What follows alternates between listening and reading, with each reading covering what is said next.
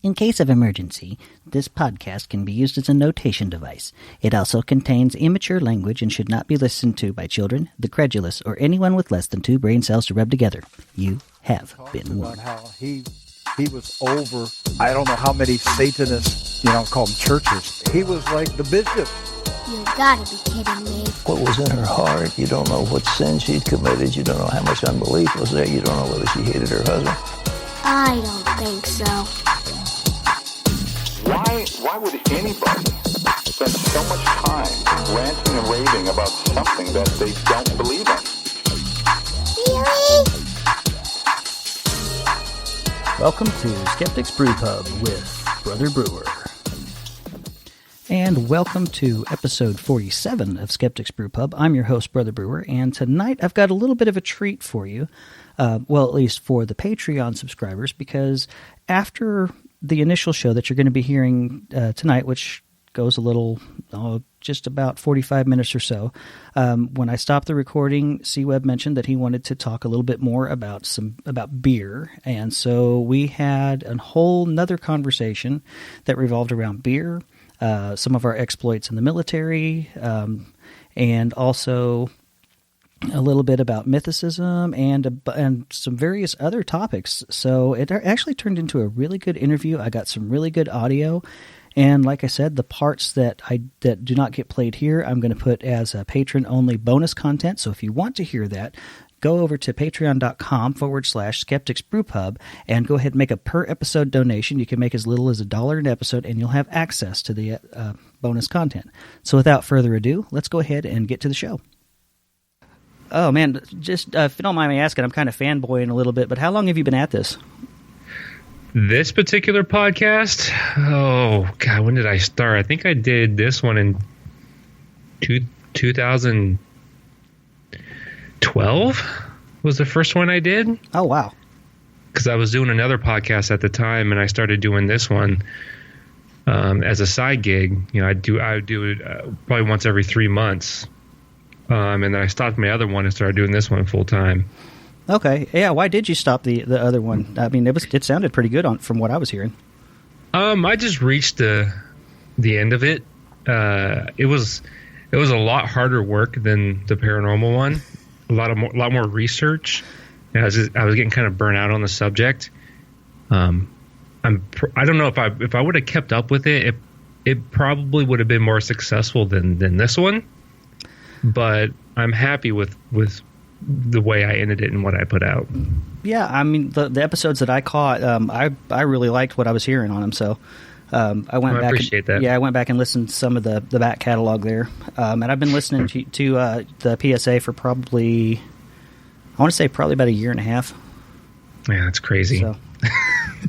That still amazes me when someone says that. Well, I really like the show. I mean, I used to be a big fan of the shows of the kind of shows that you do, so, or that you kind of riff off of. But well, yeah, so was I. That's why I started doing it. I mean, I wasn't always a skeptic, so when these shows would come on, my wife and I would watch them, and we'd kind of watch them tongue in cheek, but there's always a small part of me that thought, hey, maybe this is real.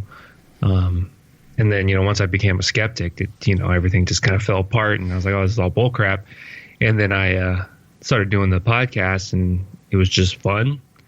And more and more people started listening, so I started doing more and more. And then, it took over full time, and now it is what it is today, and it keeps growing, and I keep trying to improve it. I added video now and got a green screen and all that cool stuff. So nice. Yeah, it's I just try to make it as best I can and with what I have. Okay. Well, I'm going to go ahead and just I'm going to go ahead and start with what we just did, because that was a really cool talk anyway. So cool. I guess we're already working with the show. Sure. But what actually got you started into podcasting? I was in grad school at North Carolina State University. I was studying to get my master's in social work, which is kind of a weird career choice because my lifelong career has been in IT. I did IT in the military, and when I got out, I continued to do IT, but I wanted to do a profession that actually helped people. And so I went to grad school at NC State, and I was the token skeptic in the class. the social work program wasn't very skeptical in some of the stuff that they accepted as evidence. And I remember one particular case specifically. One of my professors, she was an activist, and she was giving us a demonstration or an example from her real life activism. And she said she went to march on the Capitol in Raleigh to allow naturopaths to practice medicine in the state of North Carolina. So the state of North Carolina passed a law saying that, rightfully so, naturopaths aren't doctors. And she was using it as an example of protesting. And I said, well, wait a minute. I was like, well, naturopaths aren't doctors. She's like, well, what do you mean? I'm like, they don't study medicine. They study woo pretty much. She's like, well, they helped me with after my car accident. I went to a chiropractor. I had chelation therapy. I'm like, yeah, all that stuff is just woo. It doesn't do anything for you. I mean, chelation therapy is used for really severe heavy metal poisoning. You don't use that after a car accident. I mean, the state did the right thing.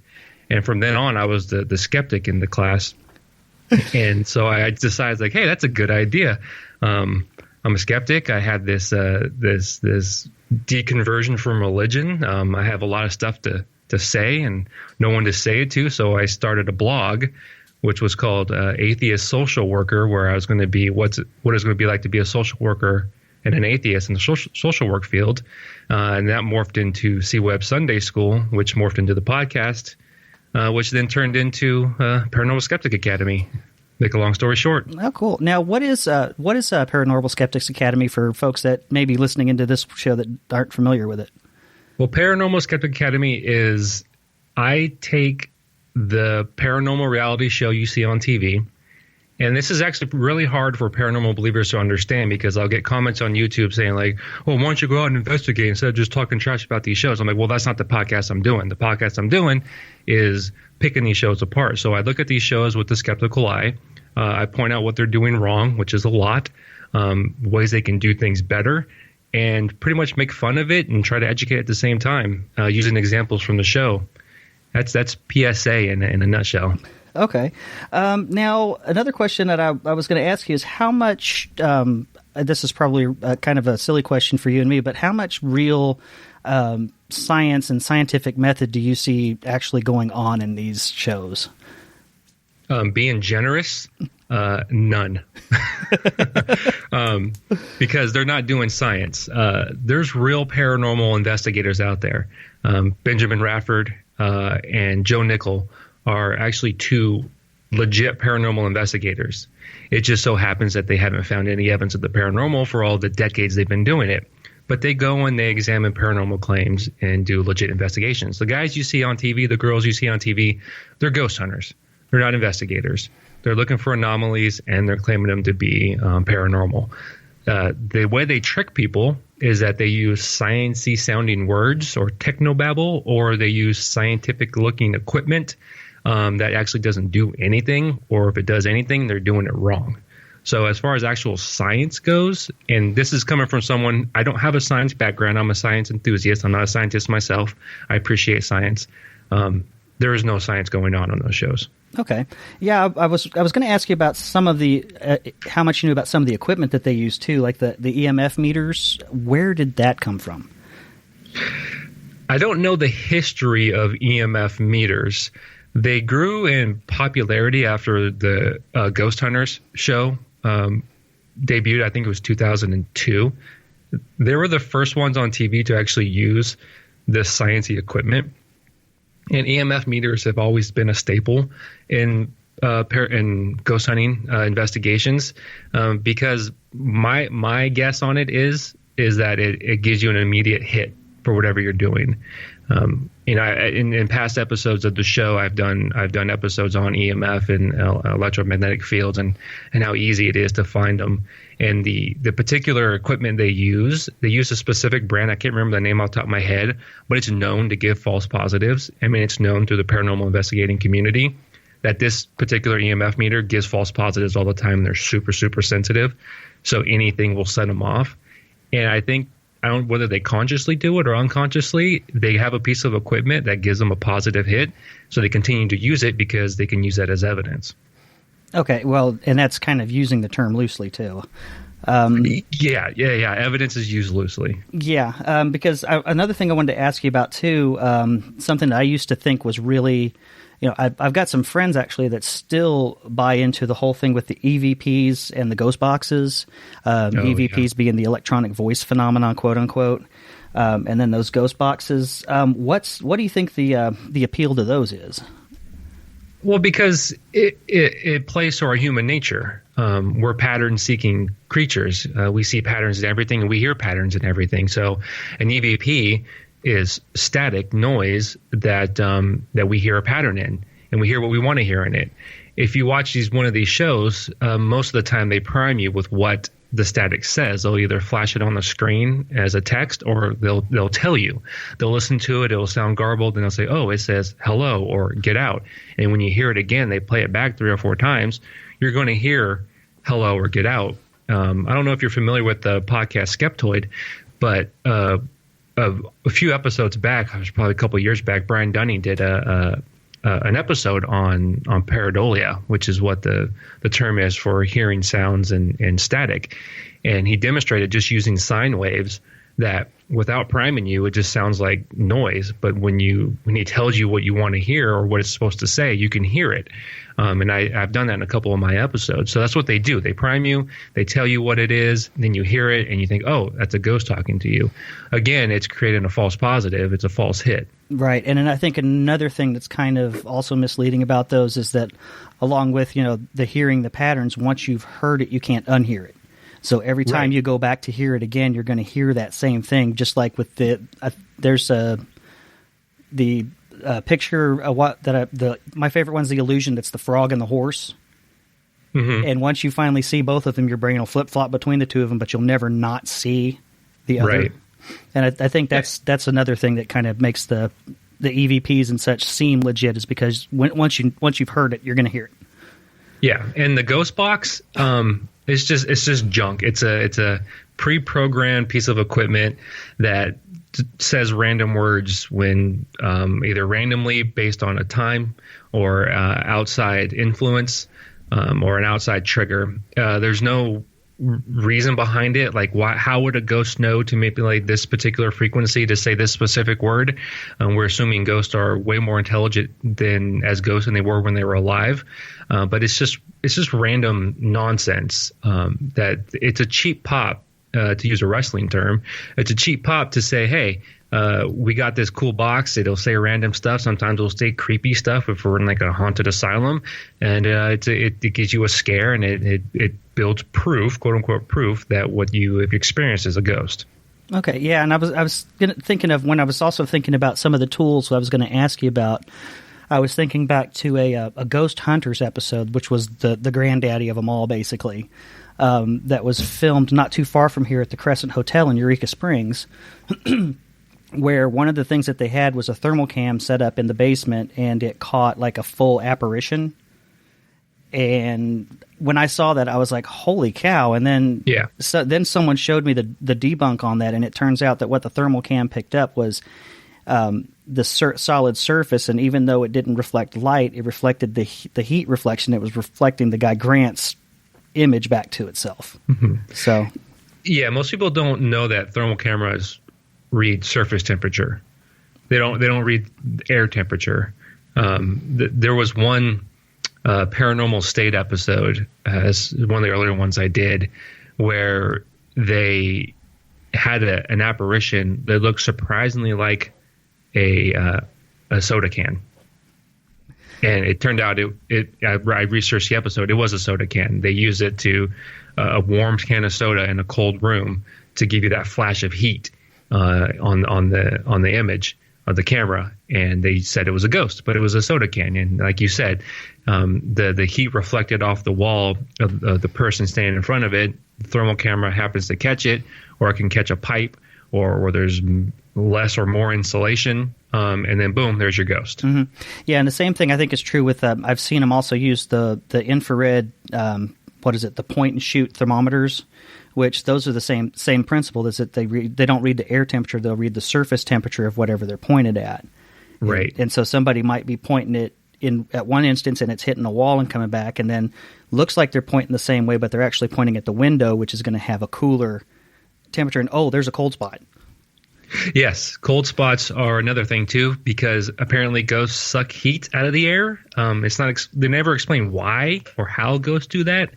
We just assume that that's what ghosts do because they tell us that's what they do. Yeah, I think the theory that they're working on, which I think is bullshit, but they need energy to manifest, and so they're pulling that energy from these other things. And it's like, well, how are they transforming it from one form to another? That usually doesn't compute.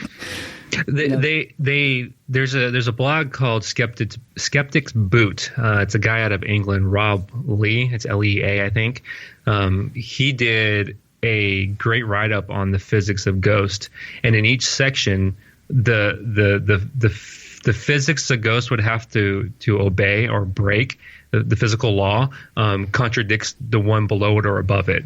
So they have to break numerous physical laws just to appear as a ghost. So one, he said, like, well, do ghosts, when they walk, do they make thumping sounds with their feet, or can they pass through walls like mist?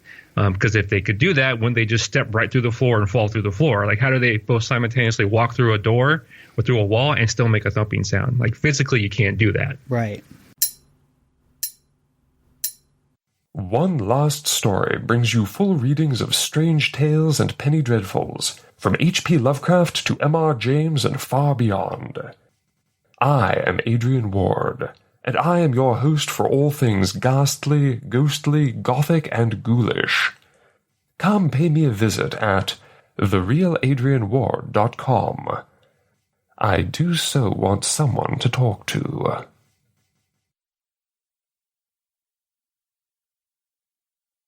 I'm Dustin.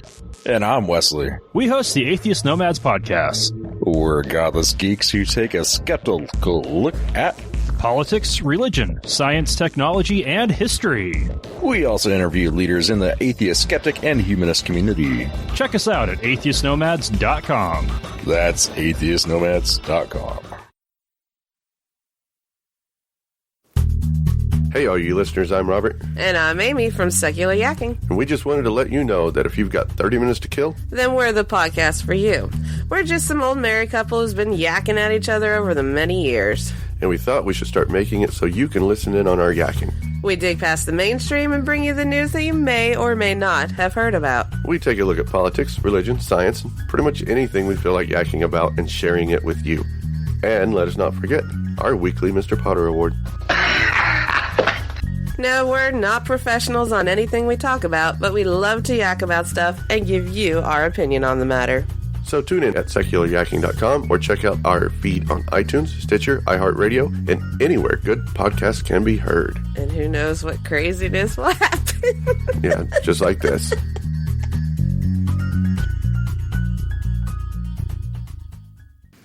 I was going to ask about some of those other things too, like where some of these ideas, like the EMF picking up ghost energy, come from, and with the cold spots. The EMF one, I think it's funny. One thing I saw was that they attributed it to the movie Ghostbusters with Egon Spengler's PKE meter. And well, the EMF meter looks like it's doing the same thing, so people started buying that and using it in a similar fashion. I've heard that. I've heard Ghostbusters influenced a lot of paranormal investigators. I haven't really looked into the history of the tools paranormal investigators use, like the timeline of them. I'm starting to look into that now. Some of the early research into the paranormal. So that's something I'm going to discover later or soon. I don't know exactly how that came to fruition from it. Probably Ghostbusters had a huge influence on these paranormal investigators. Yeah, I think so, because it was kind of like an uptick after that too. Now, another interesting thing I was going to ask about was, I know you started doing it because you were a fan, but was there any other motivation behind starting Paranormal Skeptic Academy besides just that you discovered it was bullshit? I mean, were there any other motives behind it? Well, I like to spread skepticism and to try to educate people in skepticism, because oftentimes skeptic is a dirty word in some circles. Usually skeptic means, this person denies everything. He doesn't believe in anything. When that's not the truth to it at all. Skeptic is weighing evidence and coming to a conclusion based on the evidence and change your mind when different evidence presents itself. And I think the paranormal was kind of low-hanging fruit because it's so popular, but yet so many people believe it that it's almost like I had to do it because, the average skeptical person can say, yeah, this is bullcrap. This TV show is bullcrap. They're not really doing anything. But a lot of people watch it because there's so many shows and there's so many new shows. At first, the original idea was to do Paranormal State, right? I was going to do every paranormal reality show, starting with Paranormal State, because that was one of the ones I watched in the early years. But I just couldn't keep up. I would have to do an episode every day of the year to even do all of the Paranormal State episodes and all the Ghost Hunters and all the Most Haunted. There's just so many of them. And so it's still so popular. So one of the things I wanted to do was like give an alternative view to these paranormal reality shows because there's no skeptical paranormal investigating shows out there. So my show I think is the closest thing to it at this point. Yeah, I think so. I've seen a couple of things on YouTube where people will debunk, but it's just kind of like a one-off. And some of them are like, there was one paranormal investigator that I can't remember his name, but he talked about one of the tricks that Taps used was the flashlight. Oh, yes, the flashlight trick where they kind of halfway loosen the thing on the bulb on the flashlight and then let it sit, and the ghost is supposed to be able to manipulate it. And it's really easy to debunk that because as long as that circuit is loose, it's just going to kind of arc and connect whenever it wants to. Yeah, it's that particular brand of flashlight. So again, it goes back to the EMF meter, where a particular brand gives you a false positive. This particular flashlight gives you that false positive. And after that video has been around for a couple years now, because I remember seeing it, and the guy he was from some European country. He did a great job, and he did a lot of experiments. He was actually investigating the paranormal scientifically, like you're supposed to do. And it was spread around skeptical circles. I don't know how it got to the paranormal community, but you still see paranormal investigators using it to this day. I mean, I watched the Ghost Brother episode, and they still use the flashlight gimmick with the same flashlight. I mean, and that was in 2016, so people are still using it. Yeah. Now, what about some of the older quote-unquote equipment? Because I've also seen, maybe not necessarily like the Paranormal State or whatever, but they're like the YouTube ghost hunters that will use a Ouija board. What's your theory on that? Well, what's it called? The ideomotor effect, right? Mm-hmm. The Ouija board is simply just someone moving the planchette across the board, whether consciously or unconsciously. There's no spirit manipulation. I mean, it's a board game invented to be a board game. The only reason why it's so seen as so occultish is because the Christians got their hand on it and said it was by the devil. Even though the original intent was just to be a fun parlor trick. And because it really grew out of the early psychic movement, because the early psychic movement in the late 19th and early 20th century was about showmanship. You would go to these seances, and you would sit in this dark room, and then a psychic would walk out, and they would put on this 2 to 3 hour show. They would do table lifting. They would, plasma would shoot out from their hands or fall from their ceilings, and they would do voice manipulation and all this stuff. It was a show, and that's where the Ouija board came out of. It was a show, but people believed it. But the credulous among us would say, yeah, it was real. But the incredulous would say, oh yeah, it's they're not a psychic. It's just a show, and I think that's where the Ouija board came out of. Okay, yeah. The reason I wanted to ask about that is because here in my neck of the woods, I know that even to this day, I have family members that say, "Oh, don't mess with that thing because it's evil. You'll be summoning the devil or whatnot." And it's like, okay, no, that's not how this works.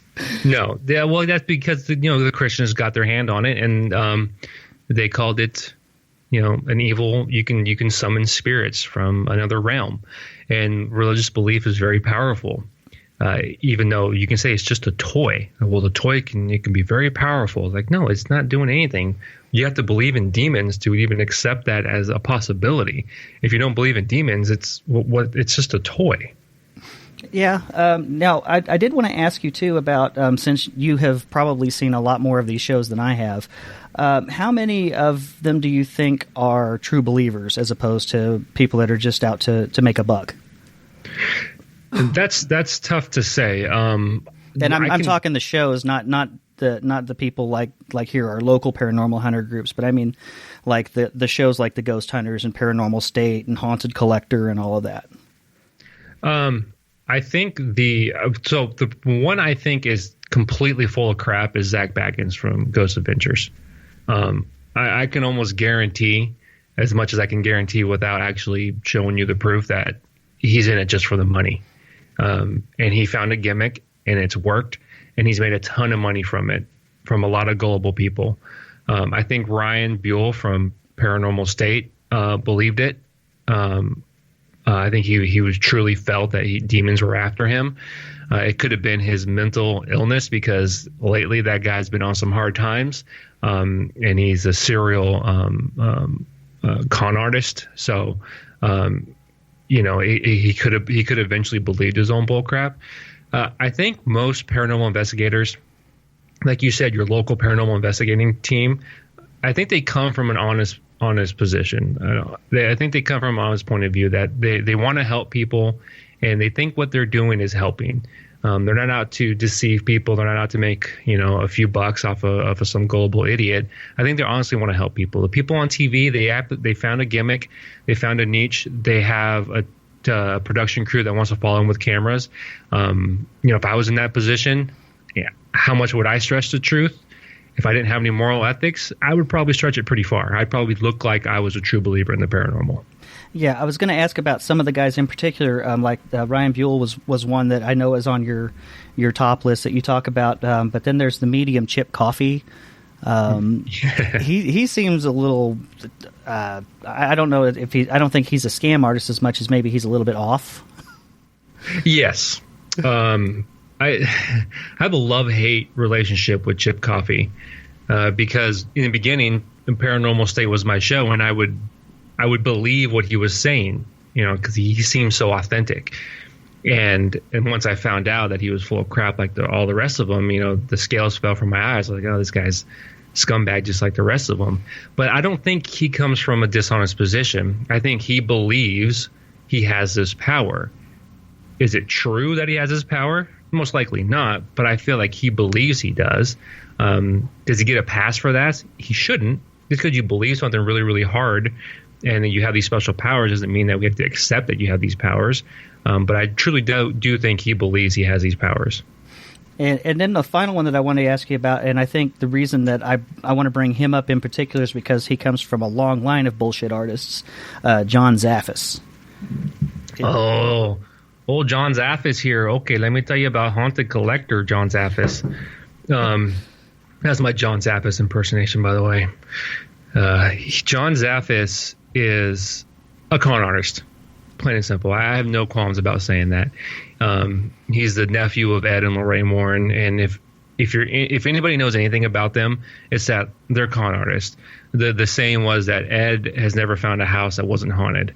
And I think he probably learned that skill from his aunt and uncle, and his Lorraine Warren, I believe she's still alive, still goes out and peddles the family business. And John is the worst of the worst. I don't know if you heard my interview with with Jill, who was actually on the show, Paranormal or Haunted Collector.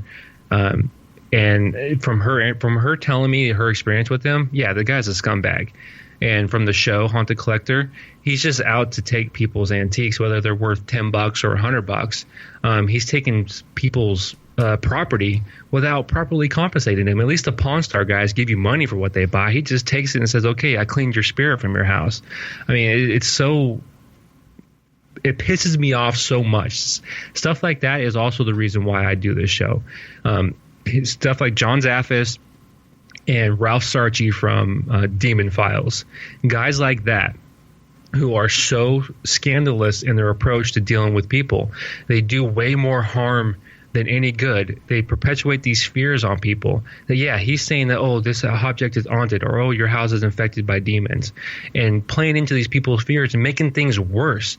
And I don't think they come from a good position. I think those two guys specifically, they come from the scumbag position. They want to take advantage of people for their own personal gain, and that is, to me, is the worst offense of them all. Not pretending ghosts are real, but taking advantage of people.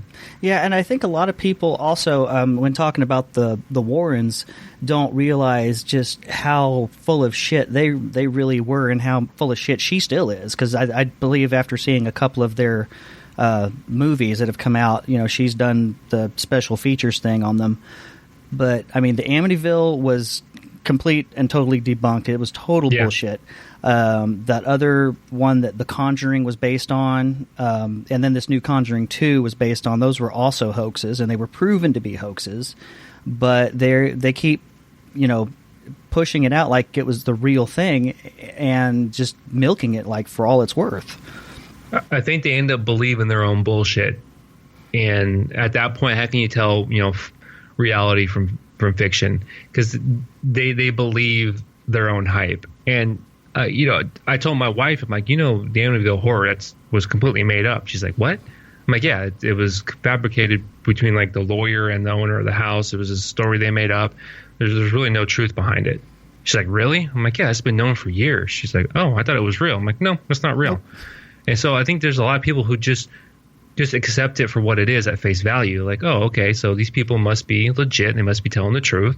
Whether I believe in the paranormal or not, it sounds like a legit story, so I'll accept it as a legit story. But when you tell them, like, oh, it's fake, they either say, oh, okay, no big deal. They don't care. Or they go, oh, okay, well, this must be real then. Like, no, that's fake too. So it depends on the person. But yeah, the Warrens are really, they believe their own hype. Yeah, and I was wondering if maybe Zaffis wasn't trying to start his own haunted museum like Ed had, where he keeps Annabelle the doll. Ooh, the creepy doll, so the creepy scary. Raggedy Ann. Yeah, I'm sure. John is trying to do that. He has his haunted museum in Connecticut somewhere. It's probably in his basement. But the funny thing is, like, okay, these objects are so haunted. They're so infested with whatever malevolent spirit is out to get the homeowner that it belonged to, that he puts it in a glass case in his basement.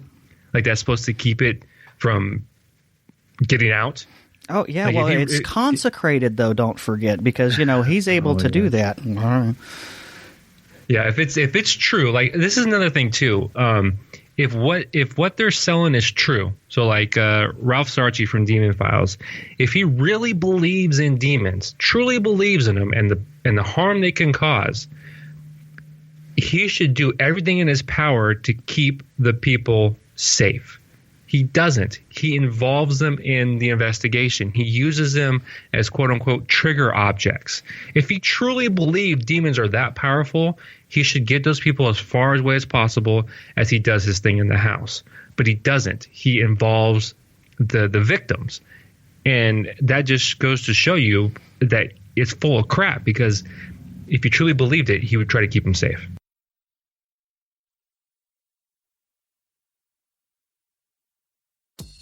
If you like what you're hearing, you can support the show by making a per-episode donation at patreon.com/skepticsbrewpub. Patrons will become official members of the Irreligious Order of St. Hitchens, as well as have access to available bonus content and early access to the show when possible. You can follow the show at facebook.com/beerandblasphemy or at www.skepticsbrewpub.com.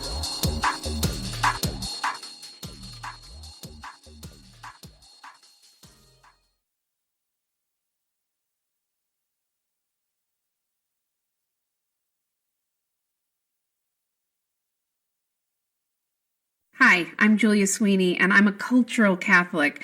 I'm no longer a believer, and I even wrote a play about it called Letting Go of God. But I wanted you to know that right now, Catholic bishops are framing their opposition to contraceptive coverage as a religious freedom issue.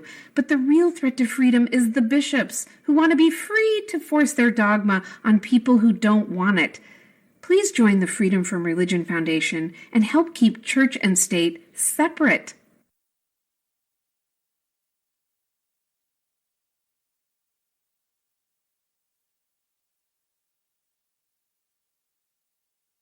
get to listen to. I was actually listening to your interview with Jill from Haunted Collector while I was brewing a batch of beer a little while back, and I have to say I was really impressed with the way that you handled that, talking to her, because she took offense to some of the things that you had said in the original video.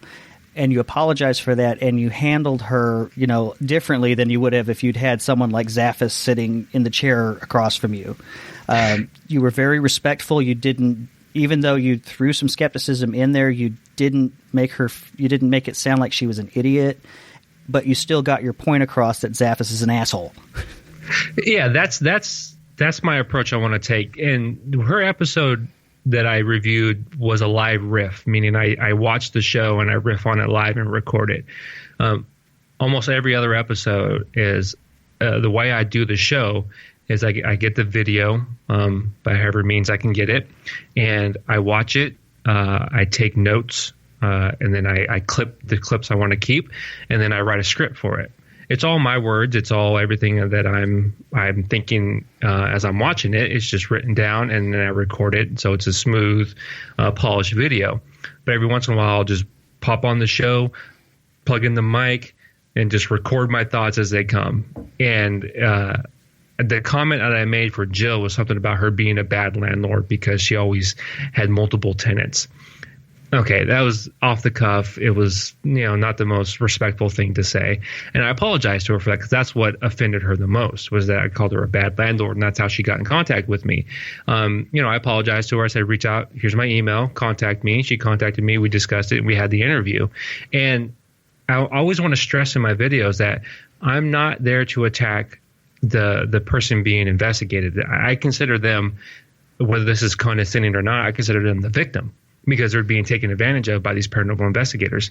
My focus is always on the investigators and what they're doing. I try not to focus on the people that either own the place or who are the victims of these paranormal investigators. And I wanted to stress that to Jill specifically. And with her, she said a lot of stuff in that interview that obviously I don't agree with, because she believes in the paranormal. But I didn't feel it was the time and place to have that discussion. And I believe I said at the end of the episode was that I can have her back on and we could actually discuss the paranormal. But that episode specifically was just to get her take on the filming process and her interaction with John Zaphis. Yeah, and like I said, that was really, really well done, and I do have to give you kudos on that. I actually had to go back and listen to it again after I'd put the beer in the fermenter just to listen to it again and kind of see what you did and how you guided the conversation. Now, if you're talking to let's say you had someone you were talking to from someone from, let's say, Raleigh, North Carolina's paranormal investigation group. They're not big time. They're not out to scam anybody. They really think that they really believe that what they're doing is investigating the paranormal. What kind of advice would you give them without really busting their bubble or shutting down the conversation? It's interesting you ask that, because in the infancy of this podcast, I actually reached out to several local paranormal groups in the Raleigh-Durham area, and I emailed them and said, hey, I do a show called Paranormal Skeptic Academy. I review paranormal reality shows. I'm a skeptic. I don't believe in the paranormal, but I would like to go on an investigation with you to see and be involved in an investigation to get some firsthand experience. And every one of them replied back to me and said, what we do is very serious. We don't like how they portray paranormal investigations on TV, and basically saying, we don't want you to show up on our investigations. I was honest with them. I was straightforward. I said, this is what I'm coming to you as a skeptic. So my first advice to any paranormal investigator would be open to alternative explanations for your anomalies, because that's exactly what you're doing. You're hunting anomalies.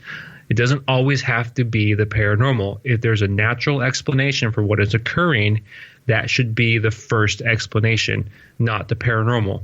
What does Occam Razor say? The explanation that requires the fewest new assumptions. a huge assumption is there's this other realm of beings that exists on this world that we know nothing about, but somehow interacts with us. That's a huge assumption. Or maybe it's static and you thought you heard it say, get out. So my advice would be accept the possibility that it is a natural phenomenon and not always paranormal. And to their credit, most local paranormal researchers, they say, they usually use a statistic like 90% of the time we don't find nothing, but that 10%, well, 90% of the time they're doing it right, but that 10%, they make that assumption, they make that leap to the paranormal when they should just carry over the other 90% to that rest of that 10% and continue with that skepticism. So my advice would be skeptical of all claims. Yeah, I think that one thing I would add to that too is that the whole paranormal. Because conversations I've had with true believers that are friends of mine, it breaks down to, well, I had, this kind of an experience, and they'll tell me, what happened. And I always feel like they're using something similar to the God of the Gaps argument, that I don't know, therefore ghost, or I don't know, therefore spirit. Instead of saying, well, I don't know, let's investigate, they automatically jump to the conclusion and then work backwards. Yeah, it's called post hoc ergo propter hoc. This happened because this happened, and that's what they do. They come in with the assumption that ghosts are real. If you ask any paranormal investigator, they'll say that ghosts are real. There's a phenomenon that they're trying to capture. So anything that supports that conclusion, they're going to use that as confirming evidence. Where the skeptic comes in and says, well, first of all, you have to prove to me, or at least thoroughly explain to me, how ghost phenomena actually happen. Like, what is the physical science behind a ghost? That has never been established. If you can ask 10 different paranormal investigators, you'll get 10 different explanations on what a ghost is, because there's no standard to what a ghost is. It's just whatever they make up or whatever is popular at the time. So right now, everything's popular is that energy. They use the word energy. Well, they're not using that word right. Like, there's electromagnetic energy, there's heat energy. They say, well, a ghost needs energy to manifest. Like, well, how do we know that? How do we know a ghost needs energy to manifest? Well, because when I was searching for a ghost, all the hot air got sucked out of the room and it got cold. I'm like, well, okay, so that proves ghosts suck energy? Yeah. Well, how do you know ghost energy? Because all the hot air was sucked out of the room. We just keep going around in this circle and circle, right, and keep going around and around and around. They never prove or explain why or how ghosts operate the way they do. Right. And what was it in the 19th century? It was ectoplasm.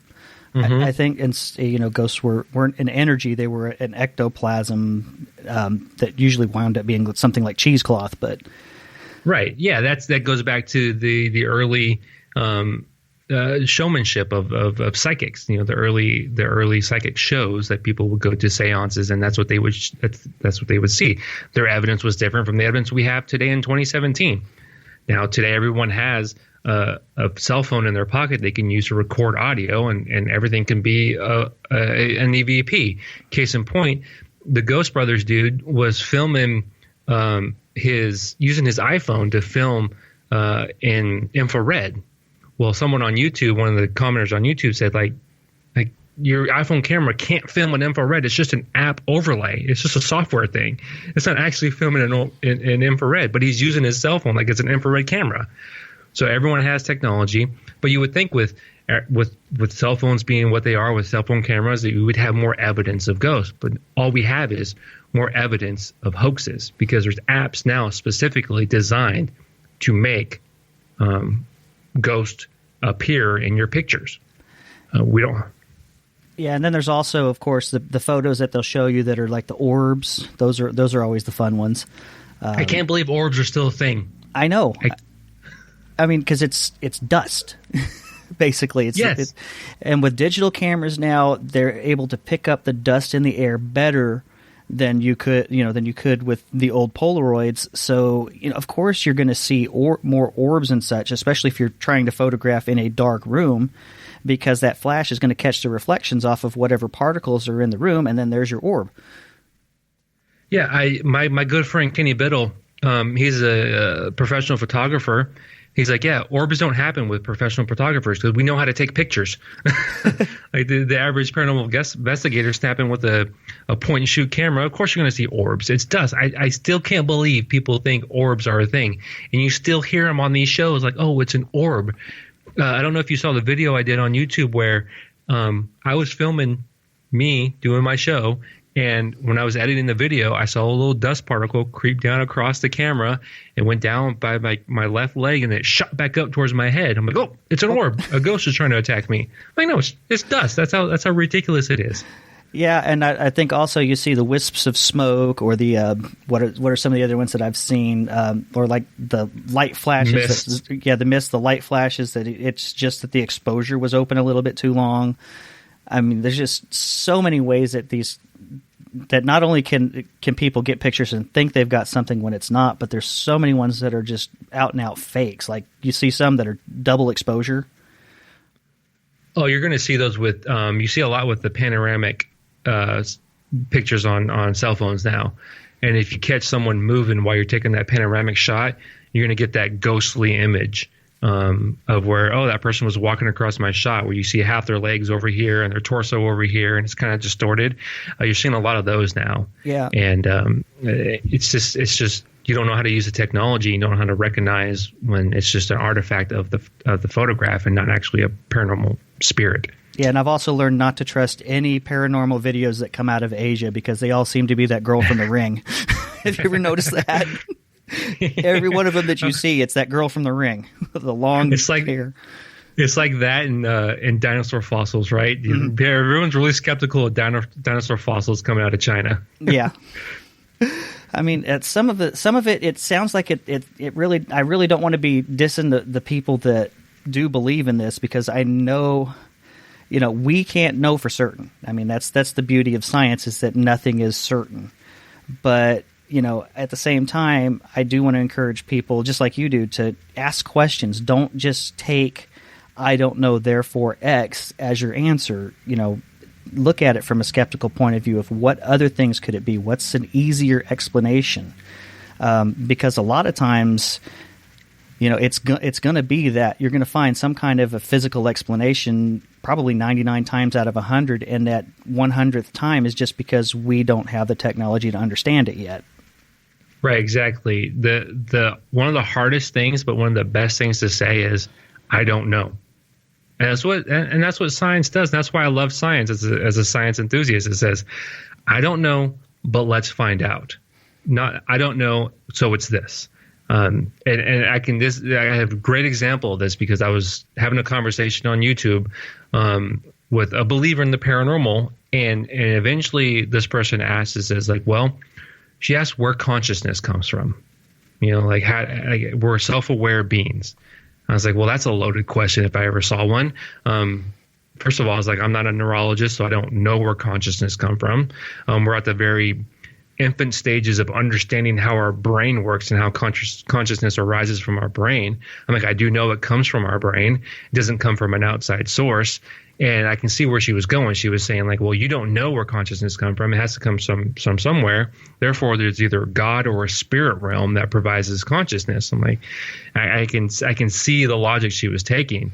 Just because, we don't know where consciousness comes from scientifically. Therefore, we're going to do the God of the gaps. Either it's God or some other spiritual realm that provides consciousness.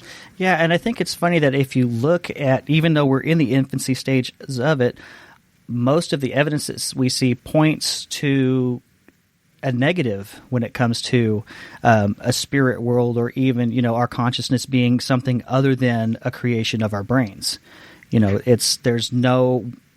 There's no kind of evidence that we see. Matter of fact, if you look at patients that have had traumatic brain injuries, stroke patients, they just, they completely change after that. And I think there was another experiment that was done, was it last year, where they went to the hypothalamus, which is the networks hub basically of your brain, and hit it with a low pulse electromagnetic field to create an interference to your brain reactions.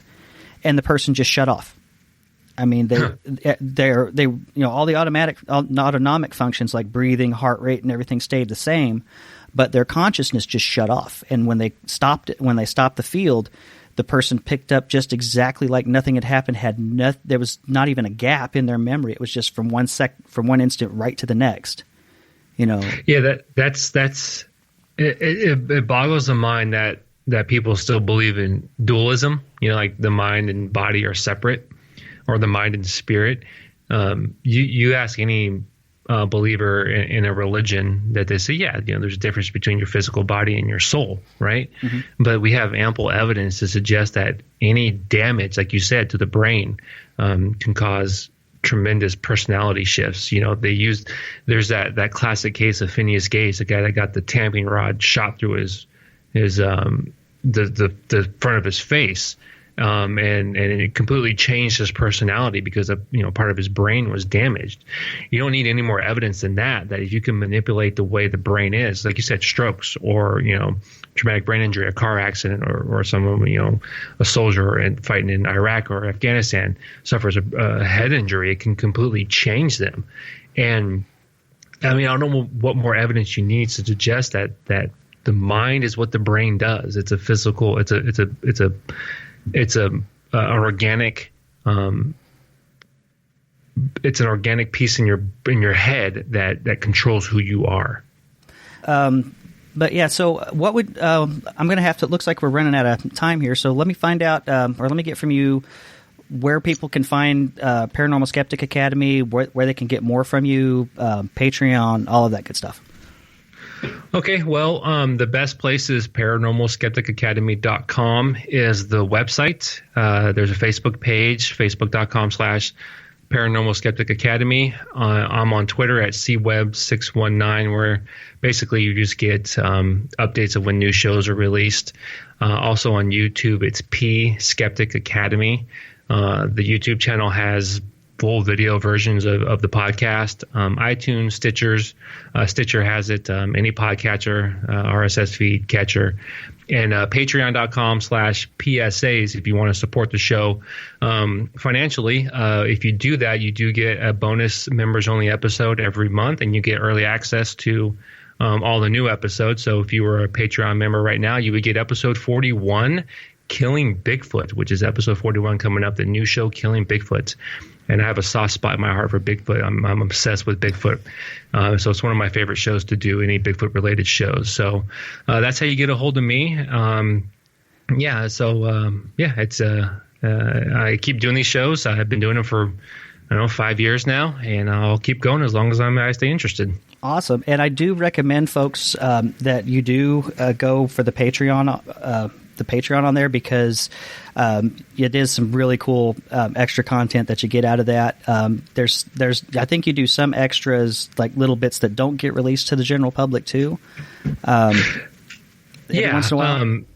On the Patreon you get the members only episodes, where if you're a member either through the website or through Patreon, every month you get a specific an episode dedicated to just members. They're a little shorter, but they're just as content heavy, and only members get those. And also there's YouTube exclusive videos as well that only the YouTube people get and not the podcast. So I'm doing PSA games where I play paranormal games. I'm doing Silent Springs or Poison Springs walkthrough. It's actually a paranormal state hidden object game that I'm doing, and I'll do PSA shorts, YouTube shorts specifically. I did a Ghost Box review, a software Ghost Box review on YouTube as well. Oh, cool. Well, like I said, that's going to wrap it up for us. Thanks again for coming on here. I've been a fan of the show now for about a year and a half, and I'm really, really glad that you came on to talk to us about it. Again, I do want to stress that none of the stuff on this show or on your show is meant to make fun of people that are true believers. That's perfectly fine to believe. We just want to encourage you to look at other options as well. Exactly. Thanks for having me. All right, man. We'll talk to you later. Okay.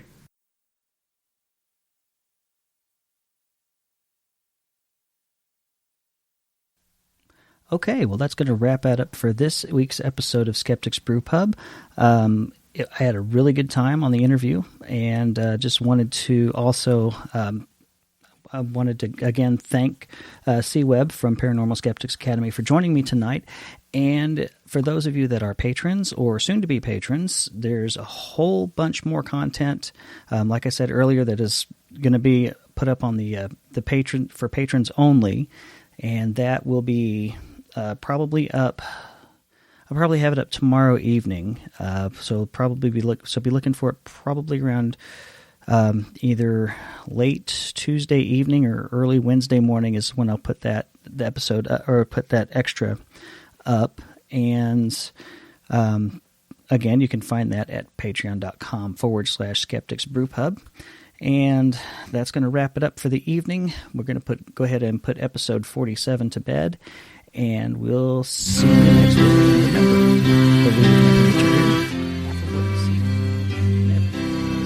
To Anacreon in heaven, where he sat in full glee, a few sons of harmony sent a petition that he their inspirer and patron would be.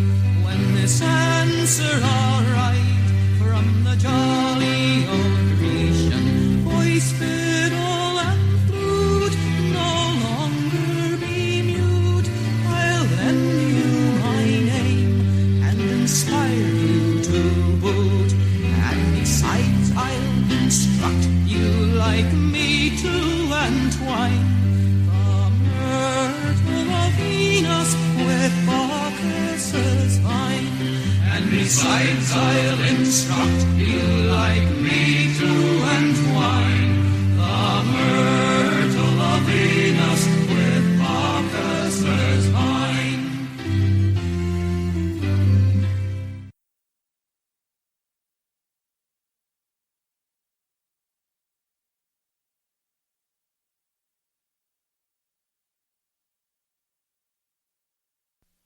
The preceding podcast is covered under the Creative Commons license, copyright 2017 by Brother Brewer, and the views expressed on this show are those of the host and do not represent the views of the host's employer, family members, friends, or anybody with good taste.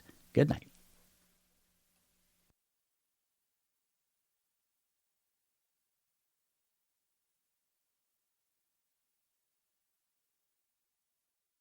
How can I ensnare you?